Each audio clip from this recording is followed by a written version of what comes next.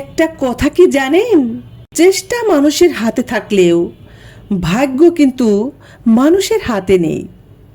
নিজের চারপাশে তাকালে অবাক হতে হয়।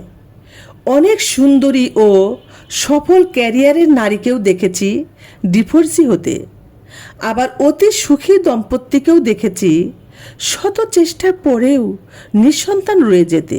দেশের সর্বোচ্চ সফল পেশায় থাকার মানুষটিকেও দেখেছি আত্মহত্যার পথ বেছে নিতে। অনেক শিক্ষিত সুন্দরী তরুণীকেও দেখেছি জীবনে 40টি বছর পার করেও সঠিক জীবনসঙ্গী খুঁজে না পেতে।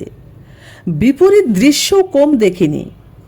সাধারণ চেহারার কোনো মেয়ে হয়তো পেয়েছে অত্যন্ত যত্নশীল একজন জীবনসঙ্গী। ক্লাসের ফার্স্ট গার্ল মেয়েটি হয়তো আজ শুধুই গৃহিণী হয়ে ভীষণ বিষণ্ণতায় দিন কাটাচ্ছে, অথচ পেছনের বেঞ্চের সেই ছেলেটি আজ সাফল্যের চূড়ায়।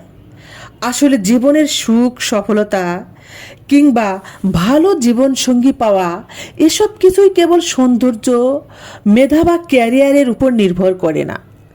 সবচেয়ে পিছিয়ে থাকা মানুষটিও যেমন সময়ের ব্যবধানে সবার আগে চলে যেতে পারে, তেমনি সবচেয়ে এগিয়ে থাকা মানুষটিও দিন শেষে ব্যর্থ হতে পারে। বিশেষ ক্যাডার মানে যেমন পৃথিবীতে সবচেয়ে সফল ব্যক্তি নয়, তেমনি সবচেয়ে সুন্দরী হওয়া মানেই এই না যে সবচেয়ে সেরা জীবনসঙ্গী পাবে।